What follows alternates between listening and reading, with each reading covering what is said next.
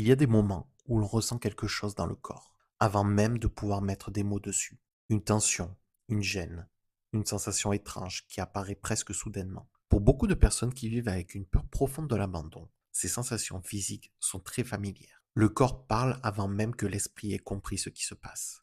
Et parfois, ces signes sont très concrets. Il peut y avoir cette sensation dans la gorge, comme une boule, une pression qui empêche presque de parler. Certaines personnes disent qu'elles ont l'impression que quelque chose est bloqué, comme si les émotions restaient coincées à l'intérieur. Cette sensation apparaît souvent lorsque l'on a peur d'exprimer un besoin ou lorsque l'on craint que l'autre personne s'éloigne. Le corps réagit comme s'il essayait de retenir quelque chose. Il y a aussi une autre zone du corps qui réagit souvent, le plexus solaire. Cette région au milieu du ventre. Quand la peur de l'abandon se réveille, beaucoup de personnes décrivent une sensation de vide ou de pression à cet endroit, comme si le ventre se resserrait, comme si quelque chose s'effondrait à l'intérieur. Cette sensation peut être très forte parce que le ventre est étroitement lié au système nerveux.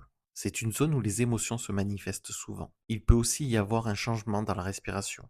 Le souffle devient plus court, plus rapide. Parfois même, on a l'impression de ne plus respirer correctement, comme si l'air ne descendait plus vraiment dans le corps. Cela arrive souvent lorsque le système nerveux passe en mode alerte. Le corps se prépare à réagir, à fuir, à se protéger. Mais toutes ces émotions demandent énormément d'énergie. Et c'est pour cela qu'une autre sensation apparaît souvent, la fatigue émotionnelle.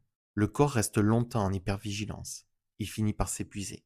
Certaines personnes ressentent une grande fatigue sans vraiment comprendre pourquoi, comme si tout demandait plus d'efforts, comme si l'on portait un poids invisible. Cette fatigue ne vient pas seulement du mental, elle vient aussi du corps, du système nerveux qui reste constamment en alerte. Comprendre ces signes physiques est souvent très important, parce que cela permet de reconnaître ce qui se passe réellement. Ce ne sont pas simplement des sensations aléatoires, ce sont des messages. Le corps essaie d'exprimer quelque chose. Il signale qu'une peur ancienne vient peut-être de se réveiller. Et lorsqu'on commence à écouter ces signaux, plutôt que de les juger ou de les repousser, on peut progressivement développer une relation plus douce avec soi-même. Le corps n'est pas l'ennemi, il est souvent le premier messager de ce que l'on ressent. Et dans les prochains épisodes, nous allons continuer à explorer ces mécanismes. Parce que comprendre comment le corps réagit est souvent la première étape pour retrouver un peu plus de sécurité à l'intérieur de soi.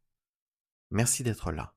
Si tu veux approfondir ces mécanismes, tu peux retrouver des articles, des témoignages et des ressources sur le site ensembleborderline.fr. À très bientôt pour le prochain épisode.